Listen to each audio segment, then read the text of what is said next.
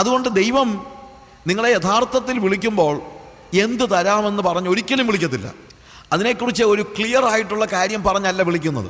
പൗലോസിനെ കർത്താവ് വിളിച്ചപ്പോൾ പൗലോസിന് ദൈവം ഒരു ദർശനം കൊടുത്തു. പക്ഷേ നിനക്ക് ഞാൻ എന്തൊക്കെ തരും എന്ന് പറഞ്ഞല്ല, നീ കുറച്ച് കഴിയുമ്പോൾ സഭയുടെ പ്രസിഡന്റ് ആകുമെന്ന് പറഞ്ഞെന്നല്ല വിളിച്ചത്.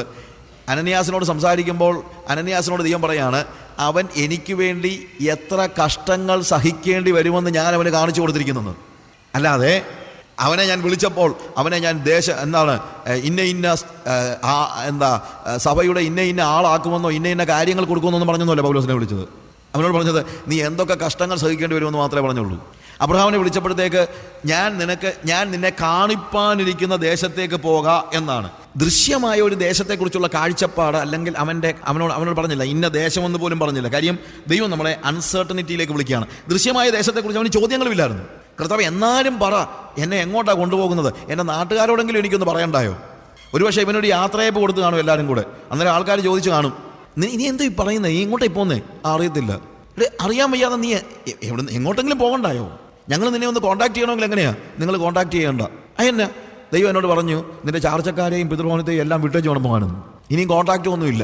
ആൾക്കാരൊക്കെ ഇവനോട് എന്തായിരിക്കും ചിന്തിച്ചിരിക്കുന്നത്? ശരിക്കും ഒരു ഫൂളായിട്ട് മാത്രമേ ചിന്തിക്കത്തുള്ളൂ, അല്ലേ? ഹാരാനിൽ അവരൊരുമാതിരി നല്ല നില കഴിഞ്ഞവരാണ്.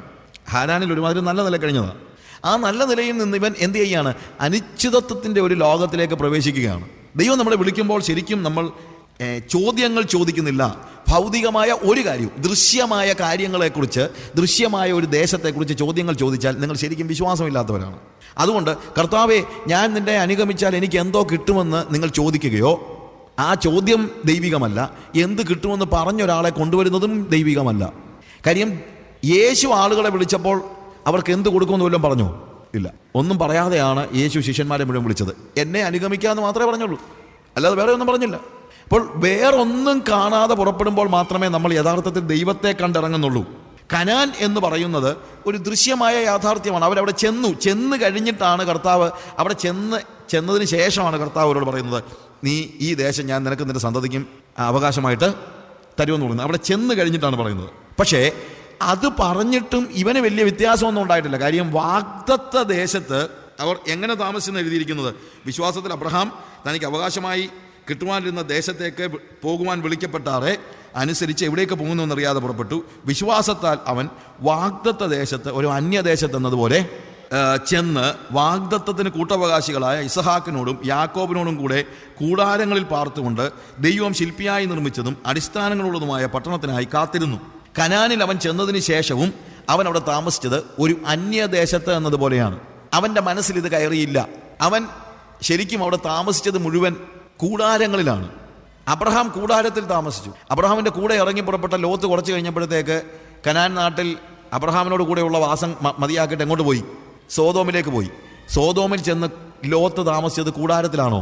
അല്ല, ലോത്ത് താമസിച്ചത് വീട്ടിലാണ്. ദൈവവിളി കേട്ടിറങ്ങിയവൻ കൂടാരത്തിലും, ദൈവവിളി കേൾക്കാതെ സമ്പത്ത് മോഹിച്ചിറങ്ങിയവൻ എങ്ങോട്ടും? വീട്ടിലേക്കും പോയി. എങ്ങനെയുള്ള വീടാ? സോതോമിലെ ജനങ്ങളെല്ലാം കൂടെ വൈകുന്നേരം വന്ന് ഇടിച്ച് തള്ളി അകത്ത് കയറാൻ നോക്കിയിട്ട് അകത്ത് കയറാൻ പറ്റാത്ത ഒരു സ്ട്രോങ് റൂമിൽ. അങ്ങനെയുള്ള വീടുണ്ടെങ്കിലേ അവിടെ പറ്റുകയേ ഉള്ളൂ, ഇല്ലേ? അങ്ങനെയുള്ള വീട് ഉണ്ടായിട്ട് പറ്റുന്നില്ല. പക്ഷേ അബ്രഹാം അതിഥികളെ സ്വീകരിക്കുന്നത് എന്താണ്? വൃക്ഷത്തിൻ്റെ ചുവട്ടിലാണ്. പക്ഷേ ലോത്ത് അതിഥികളെ സ്വീകരിക്കുന്നത് വൃക്ഷത്തിൻ്റെ ചുവട്ടിലല്ല, അവൻ്റെ വീട്ടിലാണ്. എന്നിട്ട് തന്നെ അവർക്ക് രക്ഷയില്ലായിരുന്നു. അപ്പോൾ ആലോചിക്കണം, എങ്ങനെയുള്ളൊരു ജീവിതമാണ് ശരിയായ നല്ല ജീവിതം എന്നുള്ളത്. കൂടാരത്തിൽ താമസിക്കാൻ കഴിയുന്നതാണ് ഏറ്റവും വലിയ ഭാഗ്യം. അവന് കാറ്റുമൊക്കെ കൊണ്ട് പുറത്ത് കിടക്കാനുള്ളതേ ഉള്ളൂ. അവനെ ആരും ഉപദ്രവിക്കാനൊന്നും വരുത്തുന്നില്ല. എന്തോ എടുത്തുകൊണ്ട് പോകാൻ, അവനെ എടുത്തുകൊണ്ട് പോകാനൊന്നുമില്ല. എപ്പോഴാണ് നമ്മുടെ ഉറക്കം കെടുന്നതെന്നറിയാമോ? നമ്മുടെ കയ്യിൽ നിന്ന് എന്തെങ്കിലും ആർക്കെങ്കിലും കൊണ്ടുപോകാനുള്ളപ്പോഴാണ് നമ്മുടെ ഉറക്കം കെടുന്നത്. ഒന്നും കൊണ്ടുപോകാനില്ലെങ്കിൽ നമ്മളെ ആരെന്തോ ചെയ്യാൻ? എടുത്തുകൊണ്ട് പോട്ടെന്ന് ചിന്തിച്ച് കഴിഞ്ഞാൽ ഒന്നും ചെയ്യാനില്ലല്ലോ. പേടിക്കാതെ കിടന്നുറങ്ങാമല്ലോ. അത്രയും വലിയ ഭാഗ്യം എന്താണ്? നമ്മുടെ ചിന്ത, നമ്മൾ പൈസ ഉണ്ടെങ്കിൽ സുരക്ഷിതരായി തീരുമെന്ന, അല്ലെങ്കിൽ പൈസ ഉണ്ടെങ്കിൽ സമാധാനം ഉണ്ടാകുന്നത്. പൈസയാണ് നമ്മുടെ ഉറക്കം കെടുത്തുന്നതും പൈസയാണ് നമ്മുടെ സമാധാനം കെടുത്തുന്നതും വാസ്തവത്തിൽ പണമാണ്. ആർ സ്റ്റാൻലി പറഞ്ഞൊരു വാചകമുണ്ട്, there is a big difference between rich people and poor people. ധനികരും ദരിദ്രരും തമ്മിൽ വലിയൊരു വ്യത്യാസമുണ്ട്. The rich people eat well and poor people sleep well. ധനികരായ ആളുകൾ നന്നായിട്ട് വല്ലതൊക്കെ തിന്നുന്നു, പണമില്ലാത്ത ആളുകൾ നന്നായിട്ട് കിടന്ന് ഉറങ്ങുന്നു.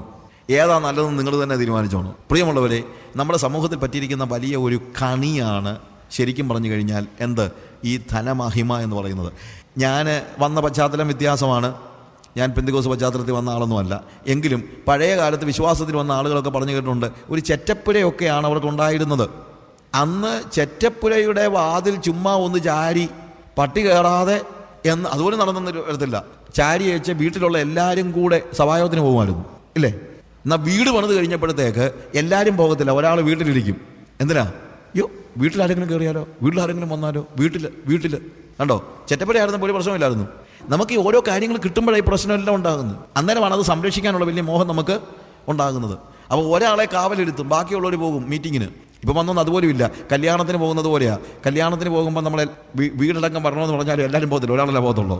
അതുകൊണ്ട് എന്താ ചാക്കോച്ച ഈ ആഴ്ച സഭായത്തിന് വരാഞ്ഞെന്ന് ചോദിച്ചാൽ മറിയാമ്മ വന്നിട്ടുണ്ടായിരുന്നല്ലോ എന്നേ പറയത്തുള്ളൂ. കാര്യം റെപ്രസെൻറ്റ് ചെയ്ത് ഒരാളെ വിടുന്ന ഒരു സ്വഭാവത്തിലേക്ക് നമ്മളിപ്പോൾ മാസവും വന്നിരിക്കുകയാണ്. യോഗത്തിന് എന്താ വീട്ടിൽ നിന്ന് ഒരാൾ, ഇതന്നെ കല്യാണമാണ്. എന്തോ നിങ്ങൾ ചിന്തിച്ചിരിക്കുന്നു. ഇതെല്ലാം പ്രശ്നം ഉണ്ടാക്കുന്ന എന്താണ്? മണി, പണം. അബ്രഹാം കൂടാരങ്ങളിൽ താമസിച്ചിരുന്നു. കൂടാരത്തിൻ്റെ പ്രത്യേകത എന്താണ്? എന്താണ് ഒരു കൂടാരം? കൂടാരം എന്ന് പറയുന്നത് ശരിക്കും പറഞ്ഞു കഴിഞ്ഞാൽ ഒരു വെച്ചുകെട്ട് എന്ന് നമ്മൾ വിളിക്കുമല്ലോ. അതായത് ഒരു വീട് പണിയുമ്പോൾ അതിൻ്റെ വീട് പണിയുന്നത് വരെ നമ്മൾ താമസിക്കാനായിട്ടൊരു നമ്മൾ സാധനം പറയില്ല, ഒരു വെച്ചുകെട്ട്. ഞാനൊരു വലിയ വീട് പണിയാണ്. ആ വലിയ വീട് പണിയാണെങ്കിൽ വീട് പണിത് തീർന്നതിനകത്ത് കയറുന്നത് വരെ എനിക്ക് താമസിക്കാനുള്ള ഒറ്റ മുറിയിലോ 2 മുറിയിലോ ഉള്ള എന്താണ് വല്ല ചെറിയ ഇഷ്ടിക കൊണ്ടോ അല്ലെങ്കിൽ എന്തെങ്കിലും കാര്യങ്ങൾ വെച്ച് അത് നമ്മൾ ഒരിക്കലും ശ്രദ്ധിക്കുന്നേ ഇല്ല. കാര്യം എന്തുകൊണ്ടാണ്? 6 മാസം കഴിയുമ്പോൾ ഞാൻ വലിയ കൊട്ടാരം പോലെ വീട് പണിയാൻ പോവുകയാണ്, എനിക്ക് പിന്നെ അവിടെ താമസിക്കാം. അതുകൊണ്ട് ഈ ഒരു 6 മാസത്തേക്ക് അല്ലെങ്കിൽ ഒരു 4 മാസത്തേക്ക് ഈ വീട് പണി തീരുന്നത് വരെ ഒന്ന് കയറി കിടക്കാനുള്ളൊരിടം. ഇതാണ് വാസ്തവത്തിൽ കൂടാരം എന്ന വാക്കിൻ്റെ അർത്ഥം ഇവിടെ. അങ്ങനെ ഒരു വെച്ചുകെട്ട്. എന്തുകൊണ്ടാണ്? കെട്ടിടം പണി നടക്കുന്നു എന്നറിയാവുന്നത് കൊണ്ടാണ് ഇവൻ കൂടാരത്തിൽ താമസിച്ചത്. ഞാൻ പറഞ്ഞ മനസ്സിലാക്കണം. കെട്ടിടം പണിയെക്കുറിച്ച് ബോധ്യമുള്ളവനാണ് എവിടെ താമസിക്കുന്നത്? കൂടാരത്തിൽ പാർക്കുന്നത്. അതിൻ്റെ താഴെ എഴുതിയിരിക്കുന്ന വാക്ക് അതാണ്. എന്ത്? വാഗ്ദത്ത ദേശത്ത് ഒരു അന്യദേശത്ത് എന്നതുപോലെ പാർത്ത് കൂടാരങ്ങളിൽ പാർത്തുകൊണ്ട് ദൈവം ശില്പിയായി നിർമ്മിച്ചതും അടിസ്ഥാനങ്ങൾ ഉള്ളതുമായ ഒരു നഗരത്തിനായിട്ട് കാത്തിരുന്നു. അപ്പോൾ ദൈവം ശില്പിയായി അവന് വേണ്ടി ഒരു ഭവനം നിർമ്മിക്കുന്നുണ്ട്, ഒരു നഗരം തന്നെ നിർമ്മിക്കുന്നുണ്ട് എന്ന് കണ്ടതുകൊണ്ടാണ് അബ്രഹാം എന്ത് ചെയ്തത്? കൂടാരത്തിൽ താമസിക്കാൻ തയ്യാറായത്. നിത്യതയുടെ ദർശനമുള്ളവൻ മാത്രമേ ഇവിടെയുള്ള കാര്യങ്ങളിൽ വലിയ ശ്രദ്ധ കൊടുക്കാതിരിക്കത്തുള്ളൂ. അവിടെ നടക്കുന്ന വീട് പണി കാണുന്നവൻ മാത്രമേ. നമ്മുടെ പ്രശ്നം എന്താണെന്നറിയാമോ? നമ്മൾ എന്താ ഈ വലിയ കൊട്ടാരം പോലുള്ള വീട് പണിത് ആവശ്യമില്ലാതെ. ഞാൻ പറയുന്നത് നമ്മുടെ വീട്ടിൽ എത്ര ബെഡ്റൂം ഉണ്ടെങ്കിലും കുഴപ്പമില്ല, വല്ലപ്പോഴുമെങ്കിലും അതൊന്ന് ഫുള്ളാകണം. വാവല് കയറാനായിട്ട് വീട് പണിതിടരുത്. നമുക്ക് വല്ലപ്പോഴും ഉണ്ടാകുന്ന വലിയ പ്രശ്നം അതാ. എന്താണ്? 2ഓ 3ഓ നിലയിൽ വീട് പണിതിടും. പ്രായമുള്ളൊരു വല്യപ്പനും വല്യമ്മയും ആയിരിക്കും താമസിക്കുന്നത്, അല്ലെങ്കിൽ വല്യമ്മയും വേലക്കാരിയും ആയിരിക്കും. ഇതിൻ്റെ മുകളിലത്തെ നിലയിൽ 4 ബെഡ്റൂം കാണും. ഈ വല്യമ്മയ്ക്ക് അവിടെ കയറാനും വയ്യ, നോക്കാനും വയ്യ. വേലക്കാരി തൊട്ട് തൂക്കാൻ പോലും കയറത്തില്ല. അവിടെ ഈ വാവലിൽ താമസിക്കാൻ വീട് പണിതിട്ടിരിക്കുക. എന്തിനാ ഇതിങ്ങനെ പണിതിടുന്നത്? വാവലെന്ന് പറഞ്ഞാൽ മനസ്സിലായല്ലോ എന്തുവാ? ബാറ്റ്സ്. അതിന് കളിക്കാനായിട്ട് നിങ്ങൾ വീട് പണിതിട്ടിരിക്കുക. എന്തുകൊണ്ടാണ് നിങ്ങൾക്ക് വേണ്ടി പണിയപ്പെടുന്ന ഒരു, അല്ലെങ്കിൽ പിന്നെ നിങ്ങൾക്ക് 5 ബെഡ്റൂമോ 10 ബെഡ്റൂമോ ഉണ്ടോ, അതിനകത്ത് ആള് കിടക്കണം. ആള് കിടക്കാത്ത ഒരു വീട് പണിതിട്ട് എന്തെടുക്കാൻ വേണ്ടിയാണ്? ഒരു യൂട്ടിലിറ്റിയും ഇല്ലാതെ ഈ കാര്യങ്ങൾ ചെയ്യുന്നത് എന്തോ ഒരു കഷ്ടമാണെന്ന് ആലോചിച്ച് നമുക്ക്. എത്ര ബെഡ്റൂം ആണെങ്കിലും ഉണ്ടാക്കിയോ, പക്ഷെ അതിനകത്ത് ആള് കിടക്കണം. ആരെയും കയറ്റുമോ അതുമില്ല, ഇല്ലേ? വലിയ വീട് പണിതിട്ട് ആരെയും കയറ്റുമോ അതുമില്ല. ആ സ്റ്റേജ് എന്ന് പറയുന്നത് ഒരു വല്ലാത്തൊരു സ്റ്റേജാണ്. അത് അങ്ങനെ ഒരു വ്യക്തി എന്തുകൊണ്ട് ഇത് ചെയ്യുന്നതെന്ന് ചോദിച്ചാൽ ഒറ്റ ഉത്തരവേ ഉള്ളൂ. എന്താണ്? നിത്യതയിൽ അവന് വേണ്ടി പണിയുന്ന ദൈവം ശില്പിയായി നിർമ്മിക്കുന്ന ഭവനം ഇവൻ കണ്ടിട്ടേയില്ല. അവൻ ആത്മാവിൻ്റെ ലോകത്തിൽ വിശ്വാസത്തിൻ്റെ തേരിലേറി ദൈവം അവന് വേണ്ടി നിർമ്മിക്കുന്ന പട്ടണത്തെ അവൻ കണ്ടിട്ടില്ല. കണ്ടിട്ടുണ്ടെങ്കിൽ ഒരിക്കലും അവനത് ചെയ്യത്തില്ല. 2 കൊരിന്ത്യർ 5-ാം അധ്യായത്തിൻ്റെ 1-ാം വാക്യത്തിലും അവിടെയും പറയുന്നുണ്ട് 2 കാര്യങ്ങൾ: കൂടാരവും ഭവനവും. കൂടാരമായ ഞങ്ങളുടെ ഈ ഭവനം അഴിഞ്ഞു പോയാൽ കൈപ്പണിയല്ലാത്ത ഒരു നിത്യഭവനം. അവിടെ 2 വാക്കാണ് ഉപയോഗിച്ചിരിക്കുന്നത്: കൂടാരം, ഭവനം.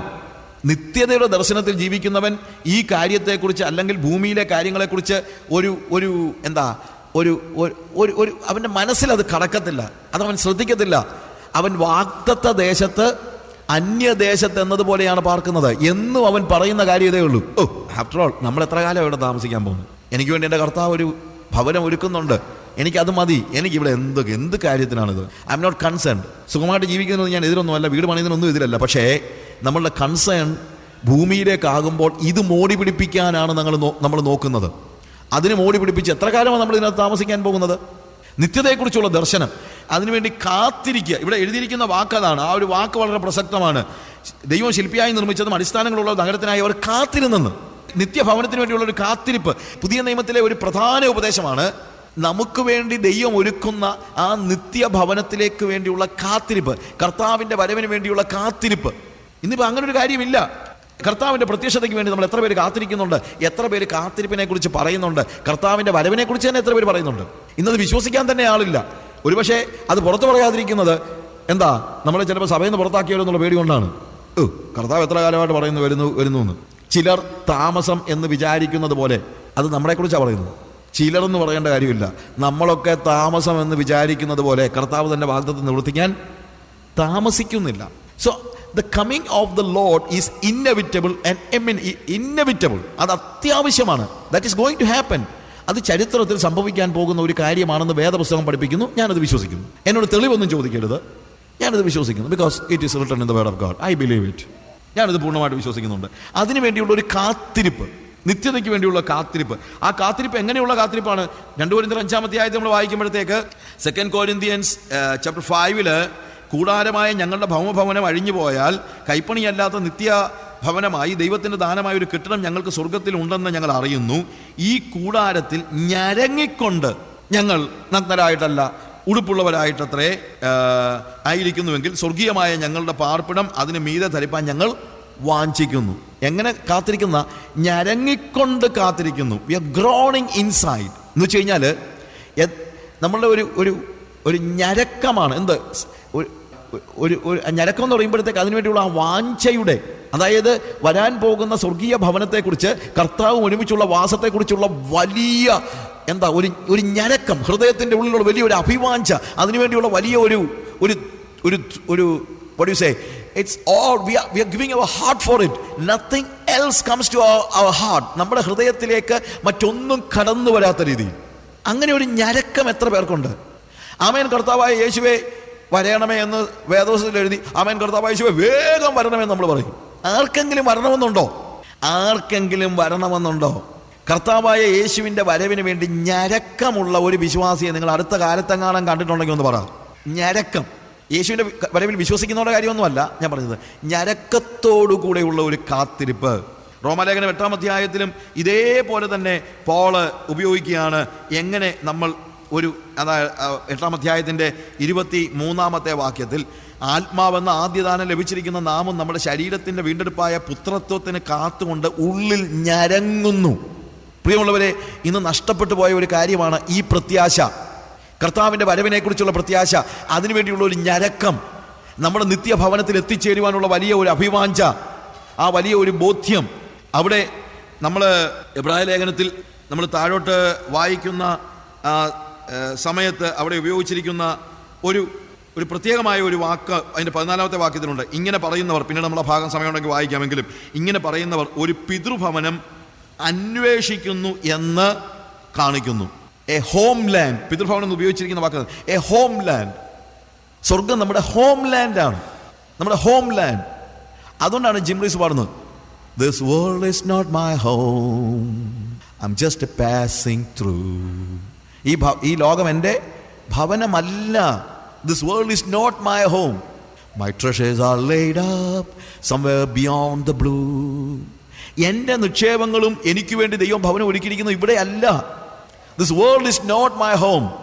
പക്ഷെ നമ്മളിവിടെ ഈ അന്യദേശത്ത് പരദേശികൾ എന്നതുപോലെയാണ് അബ്രഹാമും മറ്റുള്ളവരും ജീവിച്ചത്. വാഗ്ദത്ത ദേശത്ത് ഒരു പരദേശി എന്നതുപോലെയാണ് അബ്രഹാമും മറ്റുള്ള വിശുദ്ധന്മാരും ജീവിച്ചത്. നമ്മൾ ഈ ദേശത്ത് ഇത് നമ്മുടെ വാഗ്ദത്ത ദേശമാണെന്നുള്ള നിലയിലാണ് നമ്മൾ ജീവിക്കുന്നത്. ഇവിടെ എന്ത് കൂട്ടിവെക്കാൻ പറ്റുമെന്ന് നമ്മൾ ആലോചിക്കുന്നുള്ളൂ. നമ്മുടെ ഞരക്കം മുഴുവൻ എങ്ങനെ പൈസ കൂട്ടാമെന്നും എങ്ങനെ ഇവിടെ കാര്യങ്ങൾ വർദ്ധിപ്പിക്കാമെന്നും മാത്രമുള്ള ഒരു ആഗ്രഹത്തിലേക്ക് നമ്മൾ വന്നിരിക്കുകയാണ്. എത്ര കഷ്ടമായ കാര്യമാണ്.